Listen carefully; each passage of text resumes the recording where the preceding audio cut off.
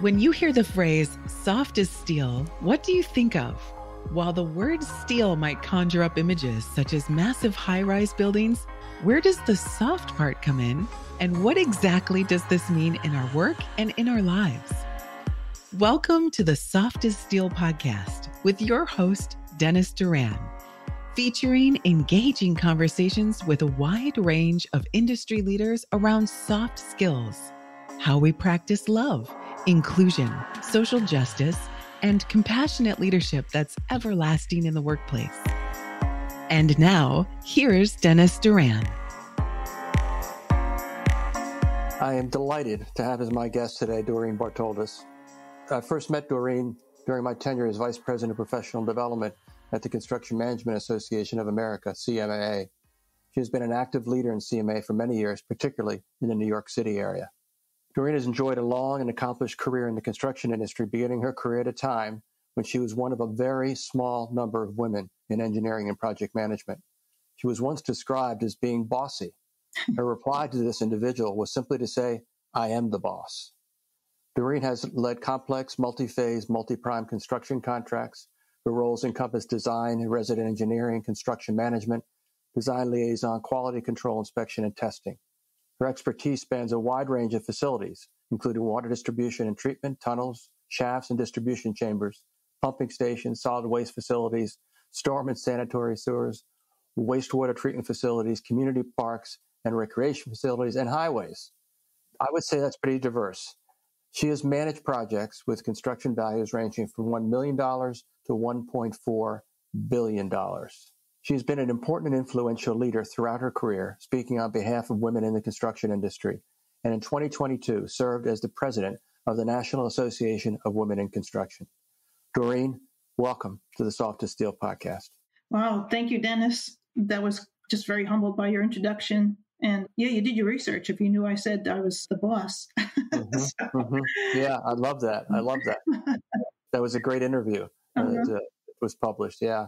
And so let's start on that thing. So share with our audience when that happened. You can leave names of companies and individuals out, of course. Sure. What brought you to say that? What was going on? Well, I said it because it wasn't too long ago. And, you know, things are getting better, right, for women in construction. I mean, it definitely is, but these things are still going on. These just sort of, you know, different biases that come across. And I'm sure he didn't consciously say it, but it came up because it had happened more recently, like just a few years ago. And I had just taken over a project and walked in, and there were young men and an older man all busy on the project. And the guy wanted to sit down and talk with me. And I said, sure.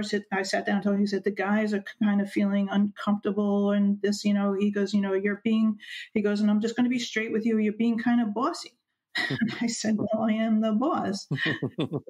And I just said, I don't know what to tell you. I'm just doing things the way I've always done them, you know, and they got over it. I mean, it took a while. That was my first month on that project. And I had walked into a project. They had been together for years, and they had different bosses, you know, different managers, I should say. I don't like to use the word boss, but, you know, when they call you bossy, you know, hey, boss. So, you know, we just managed to continue to communicate and just, you know, move on. But it came up because it was recently, and I was pretty surprised. Yeah. Mm-hmm. Yeah. It's not like women have been in the construction industry for just a few weeks. Correct. Neither have I. And this was a person I had worked with years before. So really? Yeah, he was on another project years ago, and I came back, you know, when I came to this project, and we kind of met up again. So he knew I've been a boss for a while. So it was just kind of weird. Yeah. Let's move away from the bossy thing for a second. How many years in total has your career been to this point? At this point, it's like 45 years. I was not the typical, I didn't start right out like college, right out of school. I had a daughter at a very young age. I was married at a very young age, had my daughter at a very young age, divorced at very young. So I became a draftsperson out of high school, and I've been in construction and engineering ever since. So it's been about 45 years of working in construction. I started out working with contractors. Mm-hmm. I got my degree at night. I got my bachelor's degree at night. And in about 1993, I switched over to consulting, and I did some design. Mm-hmm. And once I got my PE, I went for my PE. I wanted to get back into construction. So I went back on the consulting side, but doing inspection and res engineering and then construction management, and then, business development, all the fun stuff to get me here. Right. Mm-hmm. So your first job in the industry was as a draftsperson. Yes. And so, all right. So was it with the thought that you are looking at a long-term career in construction, or was it with the thought that this is a job I can do, so I'll just go ahead and do this job?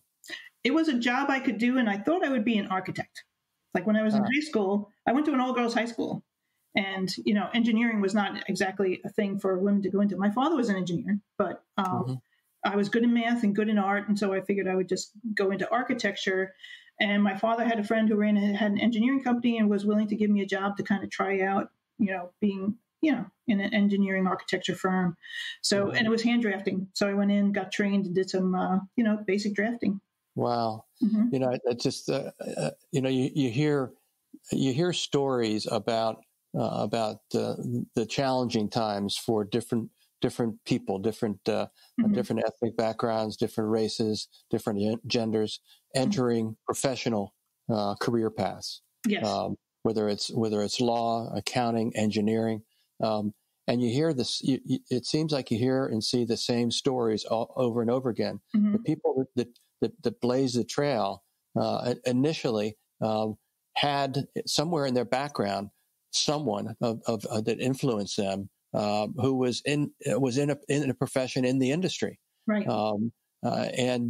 And that typically was a male, and it typically was a male who wasn't saying to you, "I really want you to get into this industry. I really want to see you commit yourself to a long-term career in the construction industry." In your case, rather they said, I've got somebody that runs an architecture firm, and maybe he'll give you a shot, and you can learn how to be a draftsperson. And we'll see where it goes from there. What's interesting about this man, he had an engineering firm, but he had 6 daughters, and one of the daughters was working there, and she was the one who trained me. So, and she was studying to be architect also. So, it is a little odd. It was a little odd for the time. So, I lucked out and got an opportunity. Yes. When did you figure out that I'll deal with all the BS because I think this is an industry I want to be part of? When did you make that decision? Well, I started going to school at night, and actually I took business courses first, and then I started going into architecture, and then I realized it was not satisfying me to be like a design focused person. I wanted to know more about how these things get built and and I decided to then go into engineering. So, and I remember telling my father, and he goes, "You don't want to be an engineer." And I said, "Yeah, I do." And, but later he was very proud of me when I graduated and continued on. So, yes. It's so important. And I didn't realize in thinking about having this conversation with you that we would be able to have this kind of a conversation. But I really think it's important to give folks that may listen to this conversation a very personal account of the journey of someone who now is an industry leader, is highly regarded. And again, you may not view yourself that way, but you are. You're respected. You were the president of perhaps the most at the present time, and I want to talk about NAWIC a bit as well. Sure. Perhaps one of the most important organizations in the industry that is focused entirely on ensuring that the industry continues to wake up to the reality that over half of the population happen to be women, and we have an infinitesimal fraction of those women engaged in any capacity in the construction industry. Yes, so that continues to need to be talked about. So if you could put I know you're the immediate past president as we're having this conversation, sure. But having just left your tenure, could you put your NAWIC hat on and inform our audience about what you think the state of the industry is with regards to women in the industry? Well, you had it exactly right. We have a population that is more women than men, and we have more women in schools and in engineering school. But by the time they get to their careers and then move on in the engineering and the built environment industry, our numbers decrease. And then our numbers even decrease even more in management and leadership as time goes on. And that's sort of that's the tale of engineering and a lot of other industries. Women in construction, when I first started working with NAWIC, which was about 18 or 19 years ago, we were about 10%, and the needles moved just slightly. We're like 11 or 12% now. For the women in trades, we're only like 4 or 5%. The needle has shifted just a little. It's good to see it move, but it needs to move a lot more. So we're still very much the minority, the female gender, and we're working on diversity and inclusion for everyone, actually. So, like I said, I think we're getting better. I think we're looking at the DE&I. The last few years, we're really focused on DE&I. Mm-hmm. It's making things better for everyone. Making the industry more inclusive for women makes it more inclusive for everyone. So that's I see that focus now, and I'm enjoying some, watching the change. But it took a long time. It was a long time coming, and I know we have to just stay on that path and persevere, and continue along. So. Mm-hmm. I see great things. I mean, women are doing great. Women do great work in the industry. Where I think when we're on a team or we're a part of a team, just like diversity, I think we improve the team. I think a more diverse team is a better project, a better collaboration, more ideas, more innovation, and I think construction is the better for it at this point. So yeah. So. The folks that are still resisting, the folks that are, well, maybe they're not. Maybe I'm being a little harsh here. What do I know about being an old white guy? I mean, really, seriously. There is resistance. I heard just as recently as last week the idea that even on DEI, there are people in leadership of different organizations that are starting to whiplash a bit and say, I don't want to do this anymore. It's enough already. Let's move on. Mm-hmm. Why do you think they're persisting? I think it's there's a fear. I think they think it's I don't know, it is called the zero sum, where they think if I get it, it takes it away from them, and that's not really true. Mm-hmm. So years ago, I remember being in the field, right, when I was working for a contractor, and there were a couple of women flaggers or whatever, and they were in a time when things were slowing down. It was a highway project. They were slowing down because it was winter time, and they had to lay a few people off. So they kept one woman, and they let the other guys go. And I remember a guy saying, like, I have a family to support. We have families to support. Why don't they just lay off the women? They don't have a family. And I'm like, and there I was, a single mom going, right, that may not be true. And how can you just kind of generalize like that? Yeah. So I think there's a lot of that sort of ingrained sort of bias that, women don't need the jobs as much as men, or, but I think at this point, it's just a little bit more of a fear, like, are they going to take over? Or are they going to take the job that I want?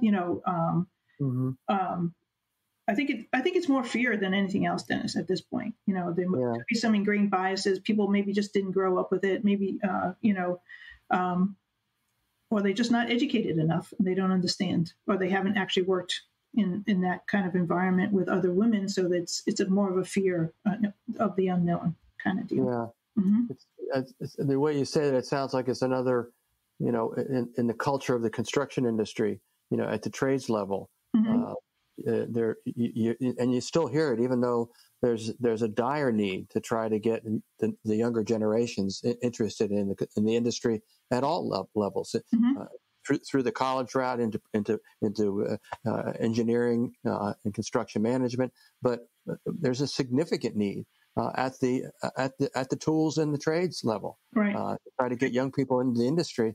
And one of the cultural things that again also seems to persist is this notion on the part of the folks who have a lot of experience in the tools and the trade, not being willing to be part of the transfer of knowledge and understanding about their trades, right, to younger people, with their rejoinder being because they'll take my job. They'd rather have 3 or 4 apprentices at this hourly rate than have me at my hourly rate kind of thing.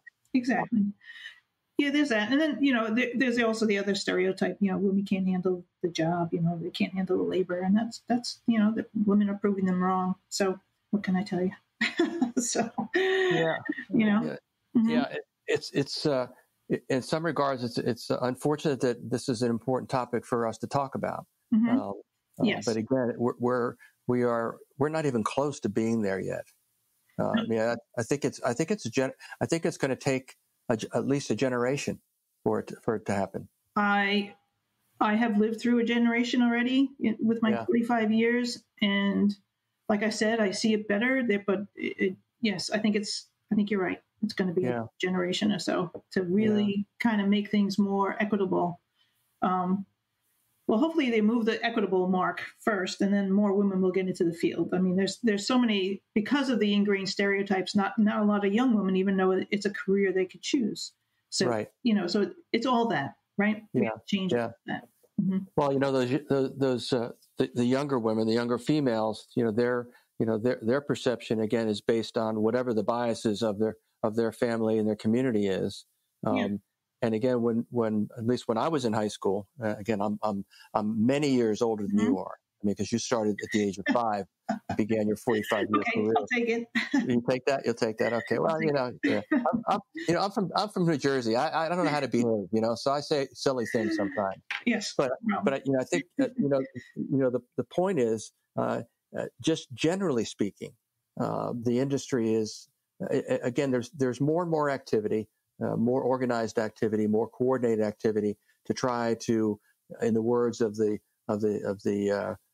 director of the Canadian building trades, which is a part of the North American building trades. Yes.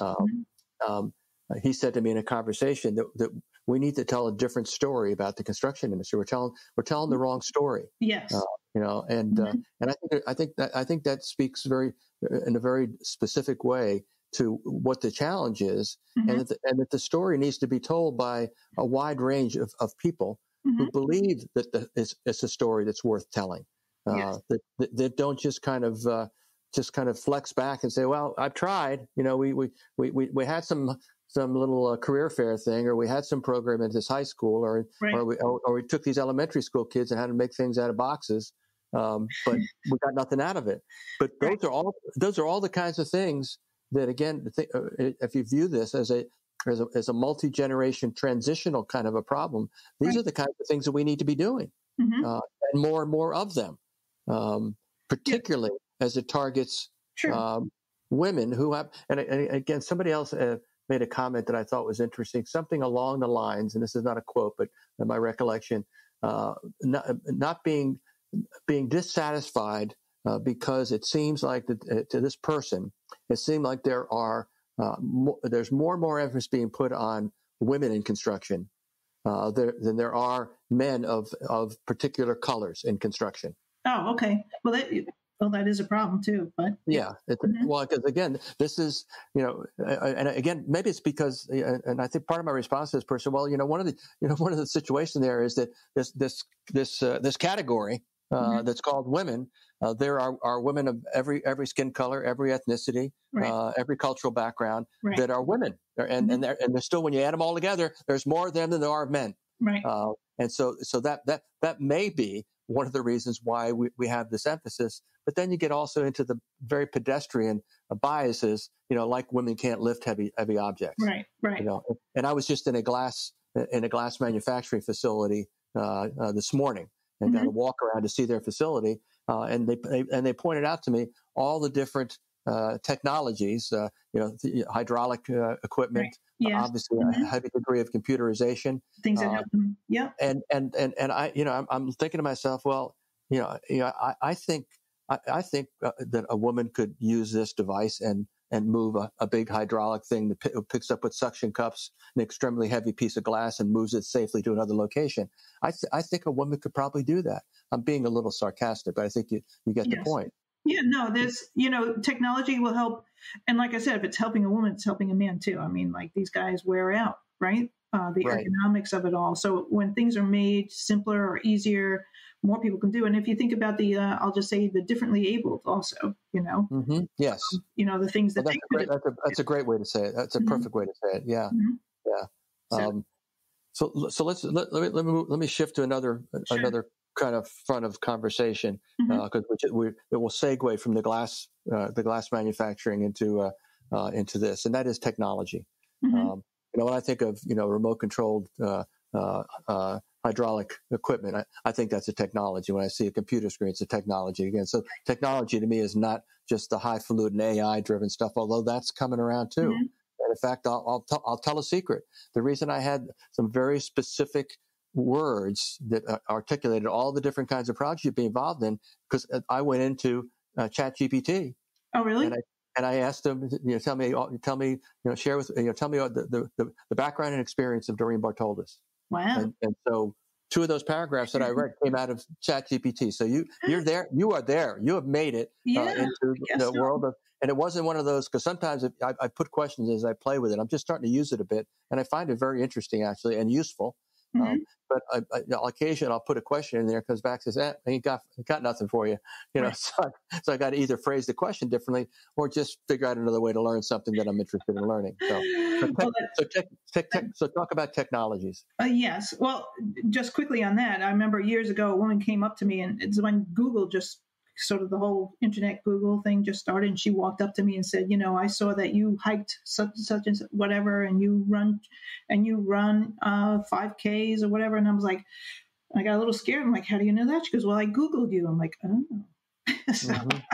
Anyway, so I'm out there. I'm up there. Yeah. So, and technology, yes. I mean, the other technologies are, like BIM and things that are helping move construction along. And technology is also another place where women can really contribute too. So there's the technologies that are like, say, physical assist technologies. There's our technologies that can take a place, like a drone that can go fly over, and somebody can fly that. Anybody can fly that. I mean, not me, but like wings on it. And I want to learn how to fly a drone, using AI to do research, whatever. And, BIM technologies, and now they have digital twins. And then, all the SharePoint and document, the way you can save time. So for instance, being able to work remotely too, right? So construction, a lot of us kept going to the field, right, during COVID and stuff, but there was sort of this little bit of a pull apart to say there are people who can do their jobs remotely. So that means we don't have to all travel to the site to be there to do the thing, right? We can do some of these things further apart. And even right now, I have a couple of people who are, working on payments, and they're doing it in a shared folder with the contractor. So they're making real-time edits and, that kind of thing. I mean, that's a simple technology now, if you think about it, but it's getting things done so much faster rather than, here, give me a payment, make corrections, hand it back, or even sending the spreadsheet by email. It's getting on a shared folder. The two of you go through the comments together. Things happen so much quicker as a result. So, Yeah. What's your experience? There are also, there's been over the decades, in the last few in particular, changes in approach to project delivery. Again, at one point in time, we were talking about IPD, integrated project delivery. Now it seems like there's more and more conversation with regards to lean in construction. Have you had any experience with lean projects? I have not had personal experience with it. I have taught it. Because Dennis, I have to go back and just thank you for, like, when we met many years ago when you were professional development, I was professional development in my chapter, and you gave me the go ahead and teach the courses that were being taught at the time, and that turned me into an adjunct professor at Stevens Tech. So I've looked into lean a lot. I think so now I work more on the consultant side than the construction side, so the construction contractor side. So I actually have not seen lean put into place, but the other processes like risk management and the IPD, the integrated project delivery, is great. Unfortunately, in my New York City area, they're not really ready for that, but we're just getting into like design build and there's other collaborative type of partnering type of contracts that are coming Mm-hmm. in also, collaborative partners or something. Is that what it's called? When I was at Jacobs, they've been talking about that. So, so delivery methods are changing. Unfortunately, that goes a little slow too, and it depends on where you are. New York, we're a little slower at that because they like the red tape and the bureaucracy and the checking, all the checks, checks and balances. So we're doing the design, bid, build is really still a thing for them. I most of my career has been in a third-party CM, overseeing and managing projects. But yeah, no, there's a lot of different ways to do it, and I know DDC, one of our clients, they have tried in the past, like maybe you're not integrated, maybe you're not contracted together, but you're all sitting in the same place so that you're all sharing the same space, so that you're all collaborating at the same time and getting things done, similar to those two guys working on the payments together. So I think I answered your question, but no, you did. No, that's good. You probably know you probably did a little bit of checking on what I've been up to, and maybe looking at my website or. I listened to a lot of podcasts on my way to DC last week. Have you? Oh, really? And yes. were they the Soft as Steel podcast by any chance? Yeah. Oh, really? Oh, and how did you find them? How did you find them, Doreen, to listen to?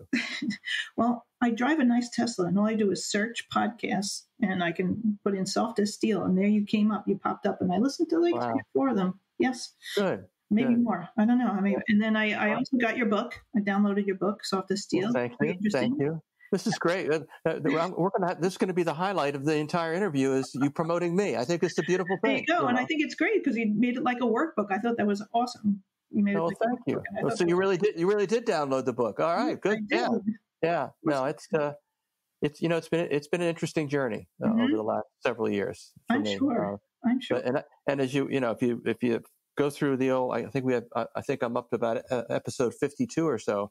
There's there's more than a few people that that I've interviewed, and I've got more. I've got more coming up around the corner. I finally was able to corral Pamela Whalen to have a conversation, awesome. which will be fun. She's terrific. And in fact, it seems like lately I've been inviting and having more women on my podcast. I was going to make that comment to you, Dennis. I think there's 1 or 2 women in that list. There. Well, because so now there'll be more. That'd be great. That's awesome. I'm going to continue to add to that. I think that's a positive trend. Yeah. So you also know that that my whole thing, my vantage point, includes in talking about how we are to each other in the construction industry. I include words like love and inclusion and social justice and servant leadership, and also extreme leadership. Right. What makes sense to you as far as the outlook that you have towards your industry, how you operate in your industry, using some of my terminology? Does that stuff work for you? Yes, it's just not the same language I would normally use, but I would say it's what develops my teams. I've always been a group leader. I've always had large teams. I could honestly say if anybody said, I've had a lot of people say like I was the best, except for the guy who said I was bossy, that I'm been the best boss they ever had. But it's really because, and you can generalize about women leadership or something because, I don't know, the nurturing thing or whatever. But it's more like you got to care about people. Yes. Construction, I really do see construction as a people business. I mean, I learned my engineering, I learned the technical side of construction, but I also discovered it's really about people. It's really about getting along with people. It's knowing where they're coming from. It's understanding what their motivations are. And I don't know if I mentioned this to you or not. Sometimes people ask you, what's your superpower, right? And I say my superpower is I can sit at a meeting and listen. And I may not get it all right all the time, but I listen to people and I start to understand their motivation. I start to see like, oh, that guy's a little angry at something. Let's let him let out what he's got to say. Let me see if I can get something out of that. Or that woman over there, she's being really quiet, but she looks like she's really listening and observing. I might have to pull something out of her later. You know what I mean? So it's I always observe what's going on in the room and understand where the people are coming from in order to help build consensus, or in order to help understand, how we're going to get through that day, right? And building consensus is a tough thing, and I think that's something I've been pretty successful at. I think it comes from that caring, loving, listening to people, and understanding where they're coming from, where you're meeting people where they're at. So I think that's part of it. That's really well said. It encapsulates a lot of the fundamentals of what it means to use your soft skills, which is my term. And, it's funny, I'm delivering a couple of training classes here in Wheeling, West Virginia. That's where I'm speaking to you from. Okay. And one of the thoughts that came to my mind, and I'll kind of wrap up at least my comments with that, and that is that I talk with folks a lot about the fact that your reason for existing in a company organization is to do a job. Yes. You're hired to do a job. But as things continue to change, is we transition from one generation to another, is we deal with issues with regard to social justice, equity, inclusion, et cetera, et cetera. Right. But what's really important, it's really not about what your job is. It's about how you are when you're doing your job. Right. And I hear that kind of a sentiment in the way you described, just kind of trying to read people, not to label them, but just to try to use the information that's available to you in order to make a decision about what do I or do I not say to that person to bring them in, to make a connection with them, those kinds of things. Right. And that's all living in the world of using your qualities in order to first make a connection, but then do what I know you've done over the entire span of your career, and that is to build long-term relationships. Yeah. Because you and I both met a long time ago. Yes. And here we are all those years later reconnecting. But again, there's something in just how this connection felt that suggests that we're both pretty interesting people, and you are incredibly interesting. Thank you. And this has been an awesome conversation. It has to end now, Doreen. It has to end. Well, the battery will die on my phone or something. Okay. Awesome, Dennis. I so appreciate you having me on. It's so good to reconnect, and I think we just have to do this more often. Absolutely. And, we'll chat, we'll get together in the field, or, whatever we can do would be great. Yeah, good. Thank you so much, Doreen. Thank you, Dennis. Bye. Thanks for joining us today for this episode of the Soft as Steel podcast with your host, Dennis Doran. Dennis is the author of Soft as Steel and a leading speaker and trainer for organizations across many industries and verticals. To learn more about the work Dennis is doing to activate soft skills in the workplace, contact him at DennisDuranSpeaking.com.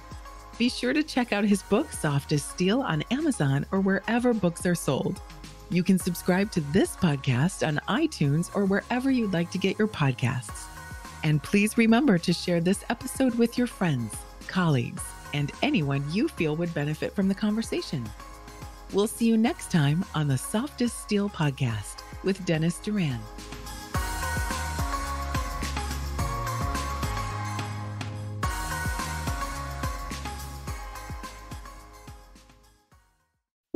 Produced by Audavita Studios.